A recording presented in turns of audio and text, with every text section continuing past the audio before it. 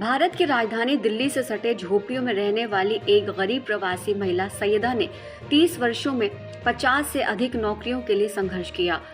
उसने जीन्स के धागे काटे, स्वादिष्ट व्यंजन बनाए, बादाम छीले और चाय की छलनी, दरवाजे की कुंडी, फोटो फ्रेम और खिलौना बंदूकें बनाई। वो स्कूल बैग भी सिलती थी और मोती तथा आभूषणों का काम भी किया करती थी। अपनी कड़ी मेहनत के बावजूद उन्हें 1000 खिलौना बंदूकों को असेंबल करने के सिर्फ 25 रुपए ही मिलते थे। सैयदा ने 1990 के दशक में मध्य में पड़ोसी राज्य उत्तर प्रदेश में धार्मिक दंगों के बाद अपने परिवार के साथ दिल्ली में आकर के अपना ठिकाना बना लिया। भारत की उपेक्षित महिला घरेलू कामगारों के अदृश्य जीवन पर रोशनी डालती है। भारत में 80% से ज्यादा कामकाजी महिलाएं अनौपचारिक अर्थव्यवस्था में कार्यरत हैं, जिसमें कृषि के बाद घर आधारित कार्य सबसे बड़ा क्षेत्र है। फिर भी कोई भी कानून या नीति इन महिलाओं का समर्थन नहीं करती है। अनौपचारिक रोजगार में महिलाओं का समर्थन करने वाले संगठन विएगो ने बताया कि 2017-18 तक भारत में 41 मिलियन घरेलू श्रमिकों में से लगभग 17 मिलियन महिलाएं थीं। ये महिलाएं कुल रोजगार का लगभग 9% प्रतिनिधित्व करती हैं। भारत के ग्रामीण इलाकों की तुलना में शहर में उनकी संख्या तेजी से बढ़ी है। सामाजिक सुरक्षा या किसी सुरक्षा से वंचित ये महिलाएं गरीबी, अनिश्चितता के साथ लगातार संघर्ष कर रही हैं। अक्सर अपने परिवार के मुख्य कमाने वाले वो अपने बच्चों को गरीबी से बाहर निकालकर शिक्षित करने के लिए पर्याप्त कमाई करने का प्रयास करती हैं। इन महिलाओं को जलवायु परिवर्तन, आजीविका खोने और घाटे का भी सामना करना पड़ता है। उनके घरों में मॉनसून के जलभराव की वजह से उनकी आपूर्ति की कई सामग्री बर्बाद हो जाया करती हैं। भारत में विनिर्माण कार्य में लगभग 75% महिला श्रमिक घर आधारित है।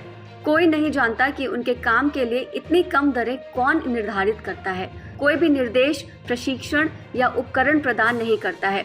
ये महिलाएं काम कैसे करना है, ये सीखने के लिए पूरी तरह से एक दूसरे पर ही डिपेंड रहती हैं। साल 1997 में जब कल्पना चावला अंतरिक्ष में जाने वाली पहली भारतीय मूल की महिला बनी, तो महिलाओं ने प्लास्टिक की गुड़िया को हाथ से सिले हुए सफेद स्पेस सूट पहनाए।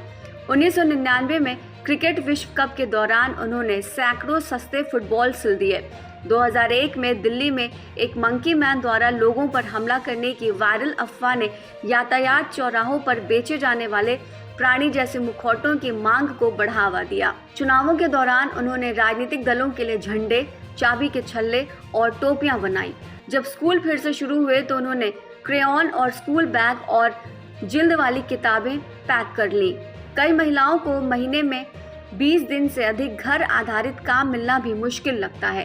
केवल वो लोग जो दरों पर बातचीत नहीं करते या बहुत अधिक प्रश्न नहीं पूछते, अपने स्वयं के उपकरण खरीदते हैं, समय पर डिलीवरी करते हैं, संकट के बीच कभी भी अग्रिम या सहायता नहीं मांगते और विलंबित भुगतान को सहन भी करते हैं।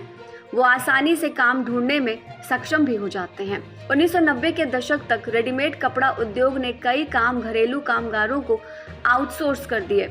इसमें बदलाव आया जब फैक्ट्रियों ने घर में ही काम लाना शुरू कर दिया और मशीनों ने इंसानों की जगह ले ली, खासकर कढ़ाई के लिए। 2019 में अंतर्राष्ट्रीय श्रम संगठन ने 118 देशों में घरेलू सर्वेक्षणों के आधार पर अनुमान लगाया कि दुनिया भर में लगभग 260 मिलियन घर आधारित श्रमिक थे, जो वैश्विक रोजगार का 7.9% प्रतिनिधित्व करते हैं। ये इस बात से इनकार नहीं किया जा सकता कि सिर्फ भारत ही नहीं, पूरी दुनिया की अर्थव्यवस्था में महिलाओं की भागीदारी अहम है।